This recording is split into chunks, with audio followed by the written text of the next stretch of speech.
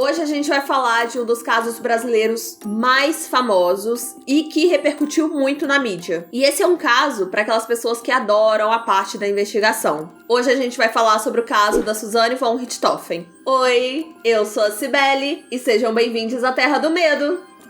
Gente, vem aí os filmes, né, do caso da Suzane von Richthofen. Não só vem aí, como já pode ter vindo aí quando você estiver assistindo esse vídeo, porque a gente tá gravando bem perto do lançamento e lançando esse vídeo bem perto do lançamento do filme. Dos filmes. Eu não me acostumo com isso, são 2 filmes. Além disso, vocês pediram bastante pra gente trazer mais casos aqui brasileiros. E o seu pedido é uma ordem, meus queridos. Já deixa o like nesse vídeo, confere aqui embaixo se você tá inscrito nesse canal e dá uma roladinha pra baixo, aproveita que você já vai fazer isso tudo, dá uma olhadinha no nosso programa de apoio, que é pelo Apoia-se. Lá vocês vão ver vários planos diferentes, algum pode te apetecer, pode ser que você queira, pode ser que você possa ajudar a Terra do Medo e ter direito a alguns benefícios. Dá uma olhadinha, vai que vocês gostam. Agora vamos pro caso, porque esse caso, gente, é longo, tem vários detalhes, mas é um caso muito marcante, assim. Vamos começar.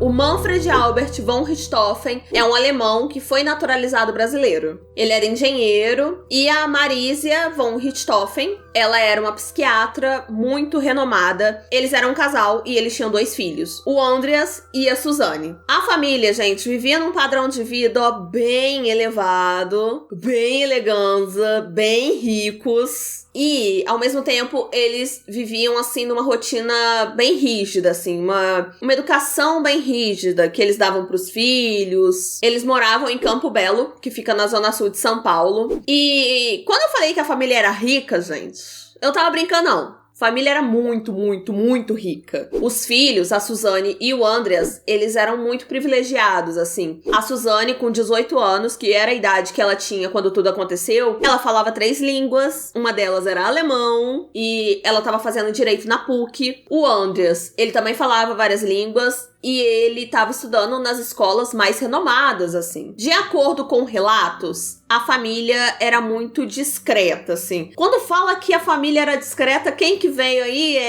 falando esse tipo de comentário? Vizinhos, gente. Vizinhos, porque vizinhos têm essa coisa de ser um pouco fifi, né? Que a gente já trouxe aqui várias vezes na Terra do Medo falando sobre isso. Inclusive, falo com propriedade, pois sou vizinha e sou fifi, tá? Inclusive, a gente tá com o microfone novo aqui. O Vitor, eu falei com ele que dava pra ouvir o pessoal na rua. O Vitor já achou uma ideia maravilhosa a gente botar um microfone ali na janela pra poder ouvir a vizinhança. Pelo microfone novo. Não. Que não o quê, Vitor? Não, Não falei pra botar pra ouvir. Eu falei assim, olha que interessante, dá até pra ouvir os vizinhos. Vitor. Se caso precisar, né? Precisar como, Vitor? Não sei. Eu só sei que se caso... Eu não falei que vamos colocar agora pra ouvir os vizinhos, não? Falou sim, gente. Quero ver. Depois dessa gravação, após que esse microfone vai parar na janela. Não vai, senão vai cair lá embaixo. Vai.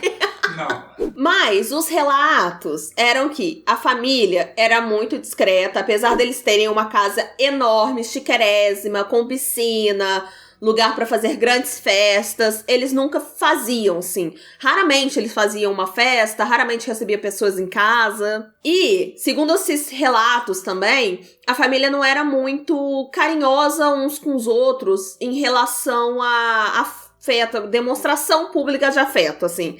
Coisa de beijar, coisa de abraçar e carinhos e tudo mais, e tudo bom. Pelo que eu percebi, assim, pesquisando sobre o caso, parece que o Manfred, ele era bem aquele estereótipo alemão, um cara mais rígido, mais...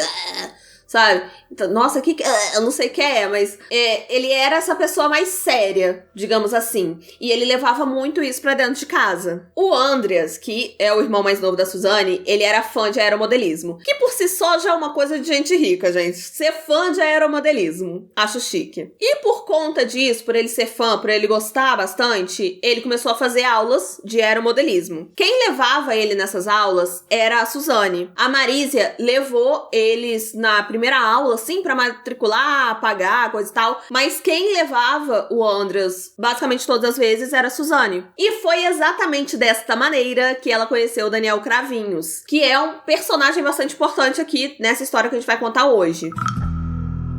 O Daniel, ele ele era instrutor nesse lugar ali que o Andras estava frequentando, fazendo aula. O Daniel e a Suzane se conheceram e quase que instantaneamente eles já se apaixonaram. E aquela coisa louca, paixão, aceleradora e tudo mais, eles começaram a namorar. No começo tava tudo tranquilo, as famílias estavam super de boas com isso. Só que com o passar do tempo, os pais da Suzane foram não gostando muito desse relacionamento. Algumas coisas começaram a incomodar, assim, como por exemplo, a situação financeira do Daniel. Não que ele fosse um pobre de maré de si. Não era esse o caso, até porque ele mexia com aeromodelismo, isso é uma coisa mais, assim, fancy. Até onde eu vi, ele produzia modelos de aeromodelismo, sabe? Então, ele não era pobre, digamos assim, mas ao mesmo tempo, ele não tinha a mesma condição que a família da Suzane. E eu acho que a maioria das pessoas não tinha, gente, porque ricos. Mas eu acho que nem foi tanto essa questão que pegou ali, que tocou na ferida dos Richthofen, na questão desse relacionamento da Suzane e do Daniel. Eu acho que a questão que mais pegou na ferida dos Richthofen é o que eu vou falar com vocês agora. A Suzane, ela nunca teve problemas com dinheiro, assim. Ela recebia a mesada dos pais, mas também quando ela precisava de um dinheiro ou outro, ela pegava, pedia. E a partir de certo momento no relacionamento, a Suzane começou a presentear o Daniel. Mas eram uns presentes, assim, gente, caros, entendeu? Uma coisa que não é uma coisa normal de se dar.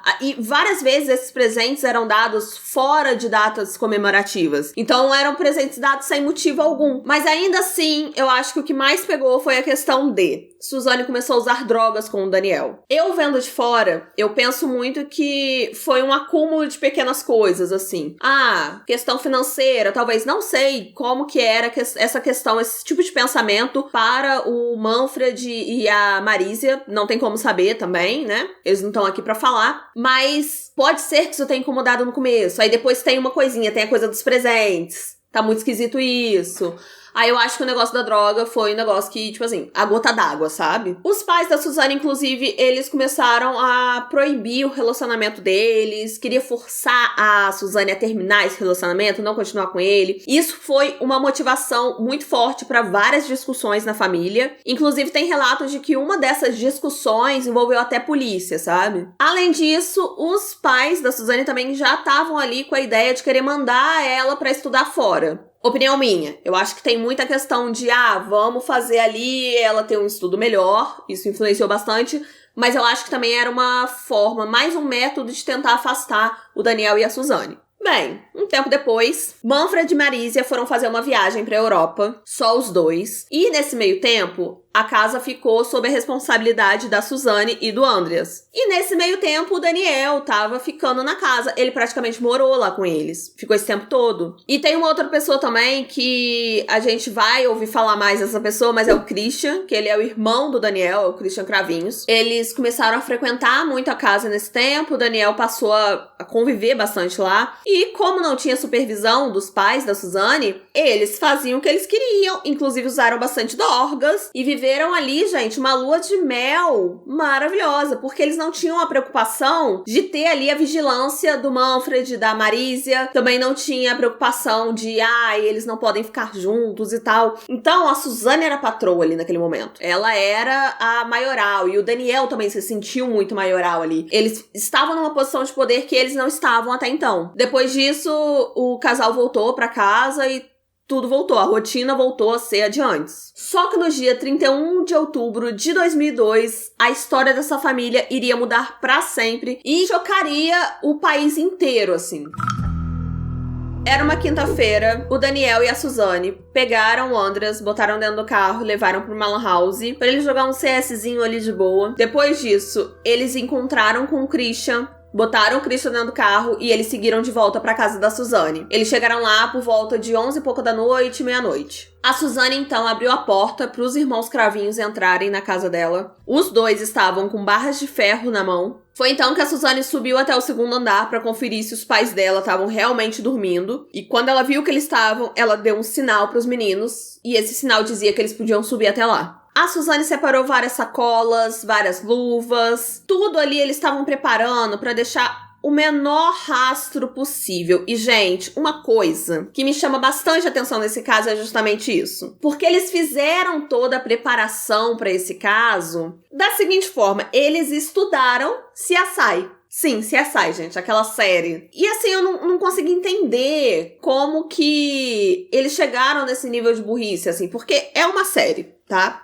É uma série. E, por exemplo, eles usaram luvas pra não deixar digital, pra Suzane não deixar digital, pro Daniel não deixar... Gente, eles frequentavam a casa. A Suzane morava lá. Então, parecia que eles estavam montando toda uma mise-en-scène mesmo. Uma ceninha, uma coisa, sabe? É a cena do crime. Era a forma que eles tinham ali pra se proteger. Parecia que eles estavam fazendo as coisas, mas não sabiam muito bem por quê, sabe? E a gente vai conversar mais pra frente que foi justamente toda essa preparação deles, toda essa situação de vamos montar um álibi e vamos isso e aquilo, não sei o que, e luva, não sei. E isso acabou botando eles na cena do crime. E esse caso, gente, ele é muito cruel. Tudo bem, tem o fato da menina ter tirado a vida dos próprios pais, ter articulado tudo, ter montado tudo. Só que tudo se torna muito mais cruel porque simplesmente o casal não teve uma forma de defesa. Os irmãos, cada um ia atacar um. O Daniel ficou responsável por tirar a vida do Manfred. Parece que eles tinham uma pendência pessoal, sabe? O Manfred era o que mais proibia o relacionamento, então o Daniel queria resolver com ele, basicamente isso. E o Christian ficou responsável por tirar a vida da Marisa. Eles foram pegos de surpresa, assim. Eles não tinham muita forma de se defender. Inclusive, isso é até um agravante, assim, quando a pessoa simplesmente não tem defesa. E no caso, o Manfred e a Marisa não tinham. Eles estavam dormindo. Bem, durante a autópsia, foi constatado que as articulações do dedo da Marisa estavam quebradas. Os dedos dela estavam fraturados. Isso significava o quê? Que ela acordou no susto, tentou se defender colocando a mão na frente. É o nosso instinto, né? Só que não valeu de nada, gente. Porque eles simplesmente continuaram atacando até que eles viessem a falecer. Depois de muitos golpes, a Marisa começou a soltar um barulho parecido com um ronco. Porque quando a pessoa perde a consciência, o instinto é soltar a língua, a gente perder a sustentação na língua. Além disso, também, como as pancadas estavam sendo na cabeça, também estava escorrendo sangue pela garganta. E eles se assustaram muito com o barulho, provavelmente, porque, você pensa, tava um silêncio na casa. Eles estavam atacando as únicas pessoas que estavam presentes ali. E aí, de repente, a Marisa começa a soltar um barulho muito forte. Com certeza, eles queriam parar aquele barulho desesperadamente. Então, parecia que ela ainda estava viva, estava ali tentando sobreviver, mas, na verdade, as chances dela sobreviver mesmo no estado ali, naquele ponto, já era quase impossível. Eles, então, pegaram uma toalha, molharam, assim, enfiaram na boca dela, jogaram água e tal, pra tentar fazer o barulho cessar. Desesperadamente. Não tem como ter certeza qual era a posição da Suzane na casa durante os ataques, mas provavelmente ela tava no andar de baixo esperando que tudo acontecesse. Só que, segundo a perícia, ela esteve no quarto em alguns momentos, assim, como, por exemplo, a toalha, provavelmente foi ela que pegou, as sacolas, essas coisas muito específicas que a gente sabe onde fica na nossa casa, que são muito papum, provavelmente foi ela que pegou, ela entregou pra eles. Inclusive, a Suzane deu a eles sacolas plásticas pra eles jogarem as roupas fora e a arma do crime. Inclusive, essas coisas nunca foram encontradas. Não encontraram as roupas nem a arma do crime. Depois que eles tiveram a certeza que o casal já tinha morrido, eles começaram a executar a segunda parte do plano. Eles queriam transformar aquela cena numa cena de latrocínio, que é roubo seguido de morte. Eles então bagunçaram o quarto, bagunçaram joias, pegaram a arma do Manfred, que era um calibre 38, colocaram ali do lado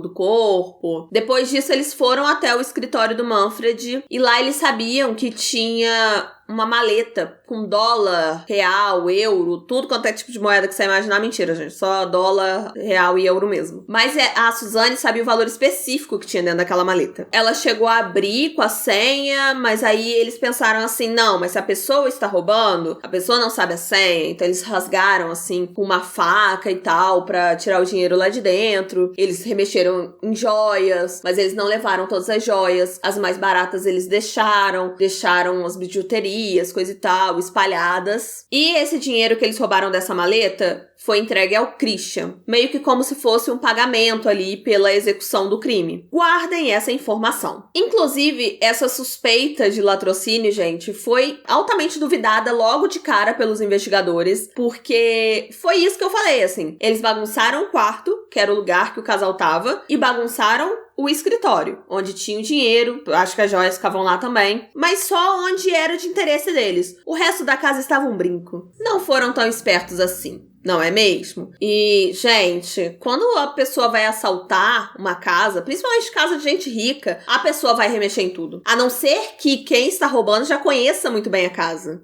Porque se fosse alguém tentando assaltar, ia ter que descobrir onde estavam as coisas, né? Exato. Esse é o ponto, assim. E não parecia que isso tinha acontecido, assim, essa procura não aconteceu. Tudo que foi pego, por exemplo, as sacolas da casa, foram pegas de um lugar específico na despensa, onde ficavam as sacolas. Entendeu? Não faz sentido. Eu chamo o quê? De burrice mais pura, em seu perfeito estado. Depois deles terem montado toda a cena de latrocínio que eles queriam montar, eles partiram pra outra parte do plano. Eles saíram de casa, deixaram o Christian em casa, daí eles foram pra um motel. Nesse motel, eles pegaram a suíte presidencial, a mais cara que tinha. E, na hora que eles estavam saindo, eles pagaram, né, o valor da suíte e fizeram questão de pegar a nota fiscal. Coisa que ninguém faz quando vai no motel, sabe? Isso vai ser muito importante para as investigações. Justamente porque os policiais desconfiaram disso. Porque realmente, gente, os policiais até brincam assim que era a nota fiscal 1, porque as pessoas não fazem questão de pegar a nota fiscal de motel. Por volta de 3 horas da manhã, eles saíram do motel. Depois que eles saíram do motel, eles vão até a Lan House, pegam o Andreas, deixam o Daniel em casa e nisso eles vão pra casa, a Suzane e o Andreas. Quando eles chegaram lá, a Suzane achou suspeito as portas estarem abertas, a casa está aberta. O Andreas entrou na casa chamando pelos pais. Na mesma hora, a Suzane deu uma faca pra ele e falou pra ele esperar do lado de fora porque possivelmente alguém tinha invadido a casa. Nisso, ela ligou pro Daniel, avisando do que tinha acontecido, e o Daniel ligou pra polícia. E a Suzane e o Andreas ficaram do lado de fora da casa esperando a polícia chegar e o Daniel chegar. E o Daniel ligou pra polícia falando que tinha uma suspeita de assalto na casa da namorada dele. Na hora que a polícia chegou, a Suzane tava do lado de fora com o Andreas e o Daniel. A polícia recolheu o depoimento deles ali, perguntaram o que aconteceu e tal. E aí, os policiais entraram na casa. E eles repararam isso que a gente já comentou aqui. A casa estava um brinco, gente. Estava tudo em seu perfeito lugar, tirando o escritório e tirando o quarto do casal. E um dos policiais entrou no quarto, né, viu aquela cena horrenda, aquela cena de filme de terror, e ele pensou assim: que pepino, como é que eu vou falar pros filhos do casal que eles foram mortos? E aí, o policial que ficou com essa responsabilidade, com essa missão, ele tomou muito cuidado. Ele foi lá, contou com todo o cuidado que ele pôde ter sobre isso que aconteceu. Só que a resposta que a Suzane deu, ele não poderia esperar. Chocou muito ele. A Suzane respondeu: o que eu faço agora? Qual o procedimento? Uma coisa que é muito importante também da gente citar é que a polícia chegou, daí eles viram que ia precisar de uma investigação maior e a perícia foi chamada. Quando a perícia chegou lá, a mídia já estava na frente da casa, já tinha repórter, já tinha um monte de gente querendo saber o que estava acontecendo. Então, esse caso foi fortemente televisionado. As pessoas civis sabiam o que tinha acontecido e eles queriam saber o que tinha acontecido mesmo. Então é muito importante que vocês saibam a partir daqui que a investigação começou e eu vou falar agora da investigação pra vocês, só que o público em geral, o pessoal de casa já estava acompanhando as investigações. As investigações começaram e essa teoria do latrocínio, gente, foi fortemente desacreditada logo de cara e tem alguns motivos para que isso tenha acontecido. Eu vou citar para vocês agora. Por exemplo, os únicos lugares que não estavam bagunçados na casa eram o quarto do casal e o quarto do Manfred. Nem todas as joias foram roubadas, algumas foram esquecidas, outras foram deixadas, as bijuterias não foram levadas, assim, eles não levaram muita coisa. E, gente, quando um ladrão vai roubar uma casa, ele sai pegando tudo, sai pegando televisão, pegar não sei o que, pega um monte de coisa e depois vê o que aproveita, sabe? O ladrão não vai ficar procurando o que ele quer e não vou fazer bagunça, ainda mais que não tinha impedimento dos donos da casa, porque eles já estavam mortos. Outra questão é que não levaram a arma do Manfred. Fora que algumas características começaram a levar os policiais, os investigadores, a acreditarem que quem cometeu o crime foi alguém próximo da família. Porque, por exemplo, as portas não foram arrombadas. Não houve esforço pra entrar na casa. E, sinceramente, pessoas que têm bastante dinheiro e que moram em casas enormes, elas não vão dormir e deixar a porta aberta, sabe? Fora de cogitação. E a Suzane e o Daniel, o Christian, eles saíram pela janela pra simular uma fuga. Mas assim, eles entraram na casa com muita facilidade. O alarme não disparou em momento nenhum. Com isso, começaram a interrogar pessoas ali próximas da família. Empregados, colegas de trabalho, funcionários ali em geral, vizinhos. E foi tudo afunilando até que eles perceberam que tinha que ser alguém da família, sabe? Pra ter cometido isso. E eles até procuraram ali. Será que o Manfred tinha alguma desavença? Será que a Marisa tinha algum paciente que poderia fazer alguma coisa? Eles ficaram procurando, mas não. Tinha que ser alguém do convívio deles, sabe? Que nem o negócio da toalha. A toalha foi tirada de um lugar muito específico. As sacolas foram tiradas de um lugar muito específico. E pra isso, não bagunçaram ao redor. Se fossem ladrões em completo desespero, gente, eles iriam estar ali correndo, fazendo tudo às pressas e pega aqui, não sei o que, pega lá. Não ia fazer com esse cuidadinho todo. Não demorou muito para que os policiais descobrissem que o relacionamento da Suzane e do Daniel não eram tão aceitos assim pela família da Suzane. Por conta de todas essas evidências, o casal se tornou ali o principal suspeito. A Suzane e o Daniel, gente, eles foram interrogados várias vezes, assim. E a história que eles contavam, o bruto da história, o tronco principal da história, era sempre o mesmo. Só que tinha uma coisinha ou outra que diferenciava. Aí quando eles voltavam pra contar a história, aí às vezes não contava essa parte. Era sempre uma coisinha ou outra que mudava. E a Suzane, gente, todo interrogatório aparecia com alguém diferente que poderia ter motivação aí. Chegava uma empregada, um funcionário, um fulano de tal que poderia... esse daqui ameaçou, esse aqui sempre tinha um nome. Ela sempre surgia com um novo nome. Agora, eu poderia ter falado dessa questão aqui um pouco antes, porque aconteceu, né, antes da investigação, coisa e tal. Mas eu deixei pra falar de uma forma separada porque eu tenho opiniões. Tem coisas aqui pra gente conversar. Que foi uma parada muito suspeita que aconteceu perto ali do enterro do casal, no dia do enterro do casal. Tem uma foto muito icônica, muito conhecida sobre esse caso, que é uma foto em que a Suzane tá com o Andreas no enterro. A gente tá botando a foto aqui pra vocês verem qual é. Uma das coisas que eu tenho pra falar sobre essa foto é o seguinte: em vários lugares que eu vi, assim, pesquisando sobre esse caso, a gente consome muito conteúdo, né? Então eu vi muita gente julgando a roupa da Suzane, que ela tava com uma blusa muito curtinha pra um evento que deveria ser muito triste e tal. E sobre isso eu tenho algumas considerações. De fato, a Suzane era uma pessoa manipuladora. Uma pessoa que não esboçava muitas reações, a não ser que atingisse a ela. Enquanto não tava atingindo ela, ela tava, de boas. Então, assim, a gente poderia entrar numa discussão se ela é psicopata, se não é psicopata, coisa e tal. E quanto a isso, até os especialistas divergem nas opiniões. Então, assim, tem exames pra tentar descobrir isso e tal. Então, é um assunto muito complicado. Não sou eu, que não sou especialista em nada, que vou vir aqui e ficar especulando. Mas a questão também não é essa. A questão é que, ao meu ver, quando as pessoas julgam a roupa da Suzane, quando elas olham essa foto, é muito do olhar de alguém que já conhece o caso e já tem o caso fechadinho na cabeça e já sabe que foi ela que arquitetou tudo. Não tinha como, na época, alguém olhar pra aquela roupa e pensar assim: essa roupa de assassina, hein?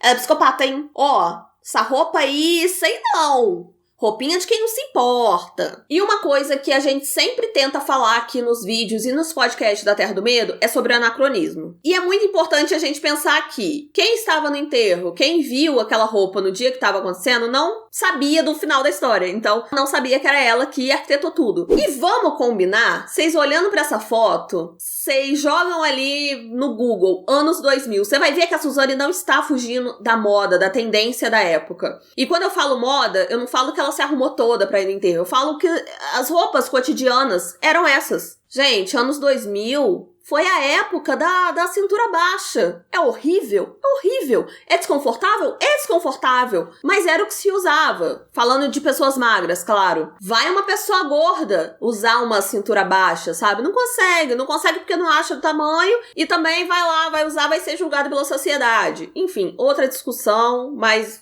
Então a questão é que era uma roupa cotidiana, era uma roupa que se usava pra ir nos lugares. Então acho errado, não é errado, sabe? Eu acho errôneo a gente julgar a roupa que ela tava. O Vitor me olhou assim, Mas é porque tem diferença, assim. Não é que é errado, mas não é a coisa certa a se fazer, sabe? Na minha opinião, claro. Tudo isso que eu tô falando é minha opinião. Mas como é minha opinião, eu quero muito que vocês deixem aqui nos comentários o que vocês acham sobre essa questão específica. Depois disso que eu falei, assim. Se vocês já viram outras pessoas falando dessa questão, da roupa que ela tava, eu quero saber o que vocês acham mesmo. Deixa aqui nos comentários pra gente continuar essa discussão. E, gente, eu e o Vitor, a gente continuou conversando aqui nos bastidores, porque a gente, assim, coça o Furebs pra gente conversar. E eu fiquei pensando, assim, se fosse um homem fazendo isso, iriam perguntar a roupa que ele tava usando no enterro? Iriam olhar a roupa do enterro e pensar assim, roupa de enterro isso aí?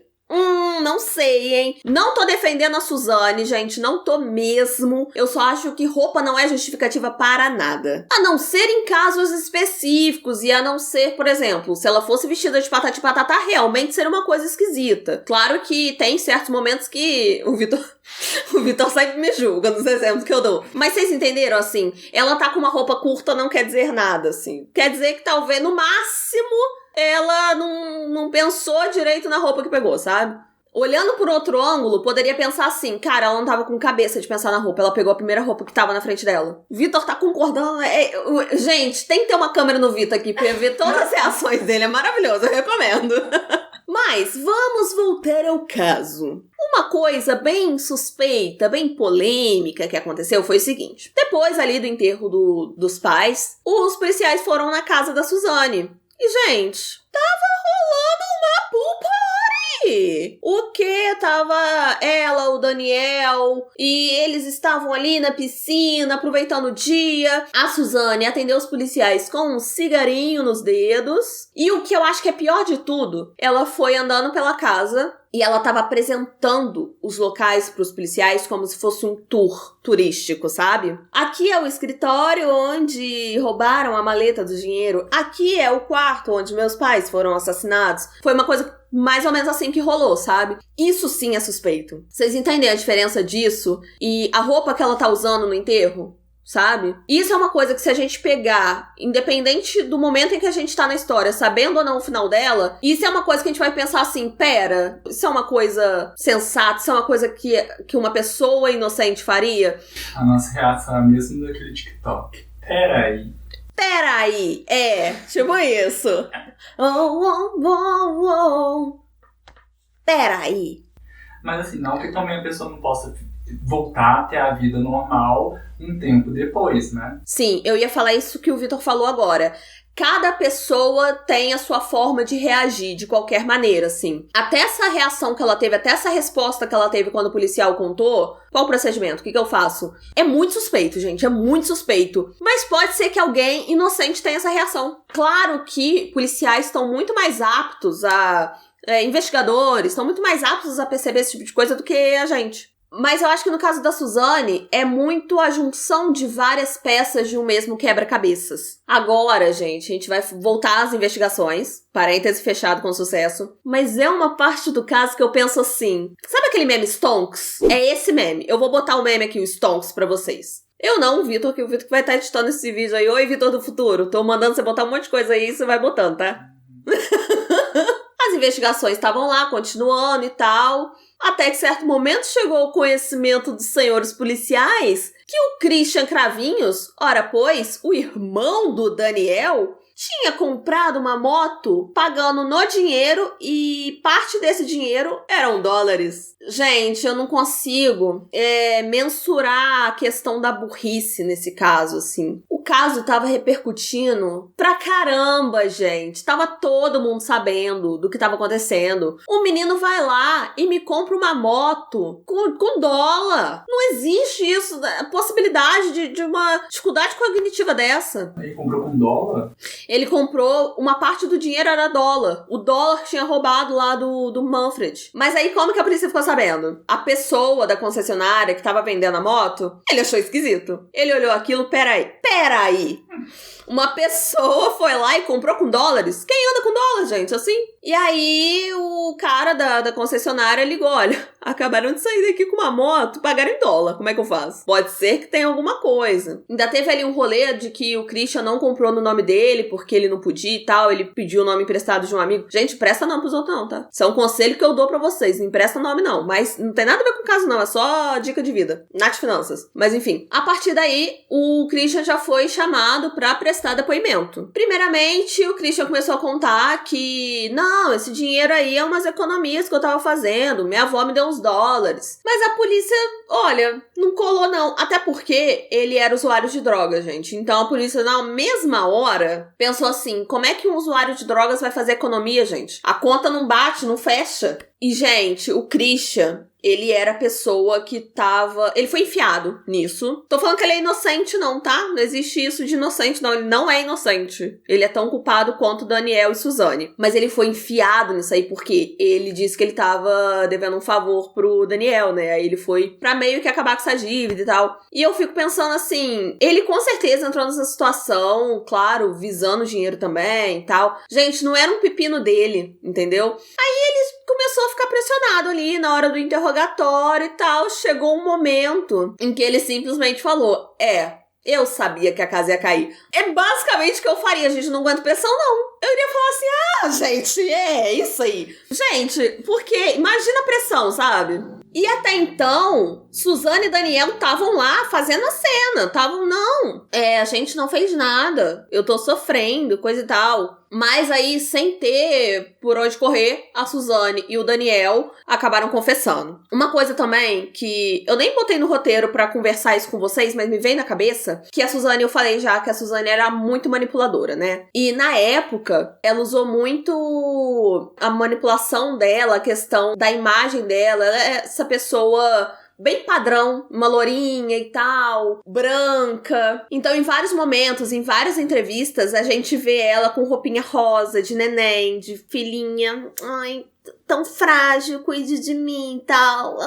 Então, ela também usava dessa questão. Eu falei que roupa não justifica nada e não... Enfim... Roupa não tem muita influência nessas coisas, mas assim, na questão da manipulação e na questão de como a gente vê as pessoas, a roupa é bastante importante pra criar a imagem. E, em alguns casos, a roupa, o jeito que ela se portava, também construía a imagem de pessoa frágil, que precisava de ajuda, que perdeu os pais. Não justifica na questão de, essa roupa é curta, essa roupa aí tá inadequada, então, olha, culpada. Mas tem alguns momentos que a roupa diz muito. Vocês entendem a diferença do que eu tô explicando pra vocês?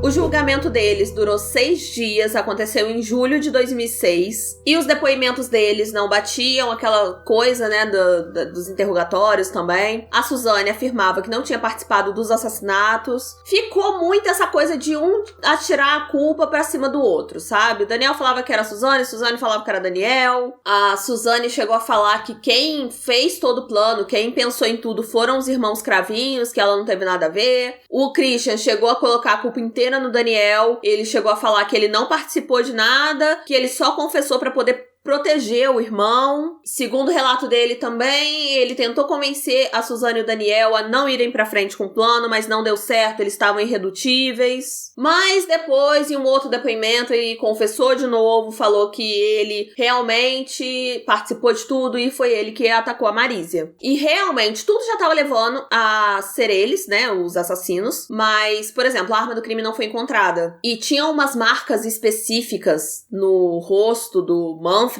que a perícia não sabia do que era. E a única pessoa que poderia falar o que era aquilo era a pessoa que cometeu o assassinato. E aquela barra de ferro que ele tinha usado era uma coisa que ele tinha construído, um negócio de aeromodelismo e tal. Então tinham uns pinos e foram esses pinos que deixaram essa marca no rosto dele. Então, já mais uma prova de que foi eles mesmos, assim. Não tinha como outra pessoa falar que era isso. Enquanto a Suzane falava que tudo foi arquitetado pelos irmãos Cravinhos, o Daniel falava que tudo foi arquitetado pela Suzane, que ela ficou tentando convencer eles o tempo inteiro a participar de tudo. Teve um momento específico do julgamento em que o Daniel teve que ser retirado porque ele surtou e tal, ele saiu de si. Enquanto isso, Suzane estava, na melhor plenitude. Estava assim, Suzane estava o tempo inteiro suave como um vulcão. Tranquila como um vulcão. Se joga no vulcão. E é aquela coisa que eu já falei com vocês. A Suzane, ela só esboçava reação quando atingia ela. Inclusive, o único momento em que ela chorou e que ela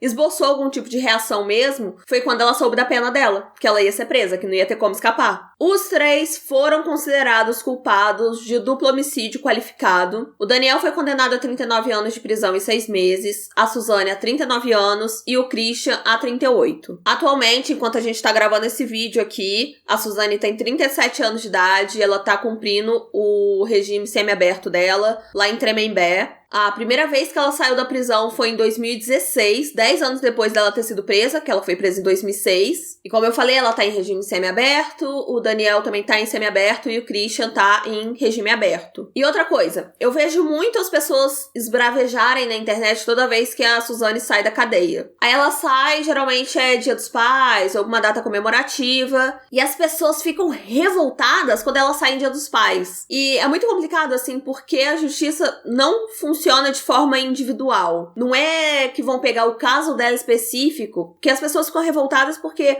não, ela matou os próprios pais, como é que ela vai sair no Dia dos Pais? Mas a justiça não é algo individual, eles não vão pegar o caso específico dela e pensar assim, ela não tem pai, então não vai sair no Dia dos Pais. Isso é um direito que pessoas que estão presas e tal, elas têm esse direito, então a Suzane acaba usufruindo desse direito. Mas aí a gente falou desse caso inteiro, falamos da pena, falamos de tudo que aconteceu, mas esse caso não teve só 2 vítimas. Tiveram só 2 vítimas fatais, mas o André, gente, ele foi uma vítima também, querendo ou não. Ele sofreu muito com tudo que aconteceu. Porque você pensa, ele perdeu os pais, ele perdeu a irmã dele, e o Daniel era um amigo dele, assim. Ele era um instrutor lá de aeromodelismo, ele frequentava muito a casa, eles se davam muito bem. Tanto que todas essas festinhas que eu citei pra vocês, que eles faziam, e com a Suzane, o Daniel, o Andrés estava junto. O Andrés estava sempre muito perto deles. Então, o Andrés perdeu muita gente nessa empreitada toda. Depois do crime, ele passou a morar com a avó dele, a Lourdes, e o tio dele, o Miguel. Mas, infelizmente, a Lourdes faleceu 4 anos depois. Enquanto ele estava na escola, ele sonhava em trabalhar com farmácia, mexer com laboratório, remédios, esse tipo de coisa. E em 2005 ele passou na USP para farmácia bioquímica. E ele era considerado, assim, um aluno excelente. A última vez que o Andrés falou sobre o crime, e ele não era muito de falar mesmo. Não era muito de falar, não. Ele não falava sobre o crime. Mas ele falou que ele compartilhava muita raiva e indignação aos 3 assassinos. Então ele nem se referia a Suzane como a irmã dele, assim. Era os 3 assassinos. Em 2017, o Andrés acabou invadindo algumas casas. Uma mulher viu uma pessoa deitada no quintal da vizinha, ligou pra ela e tal. E aí a polícia foi acionada. Era uma área nobre, assim. A polícia foi acionada e acabaram pegando o Andrés lá. Até então, não se sabia quem era ele, até porque quando ele foi pego, os policiais estavam perguntando quem era ele e a única coisa que ele falava era que eles não queriam saber quem ele era. Ele tava muito assustado, mas ao mesmo tempo ele tava falando umas coisas desconexas, mas também não era violento. E quando perguntavam onde ele morava, ele falava que morava perto dali, mas a casa dele era zoada. Na verdade, ele tava falando de uma mansão, assim, era uma casa muito enorme, muito chique, e que ele mencionou essa casa como zoada.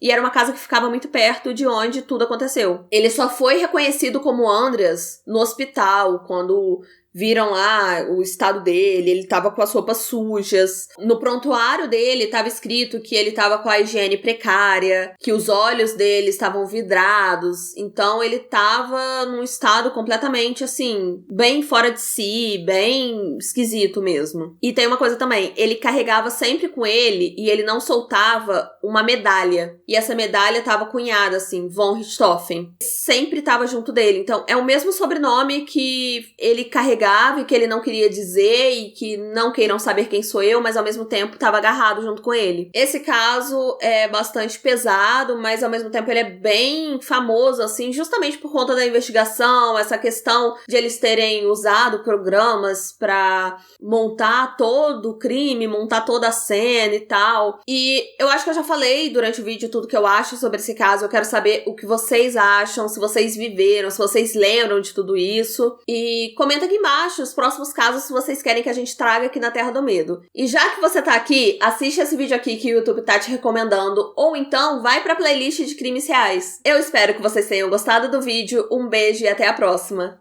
Tchau!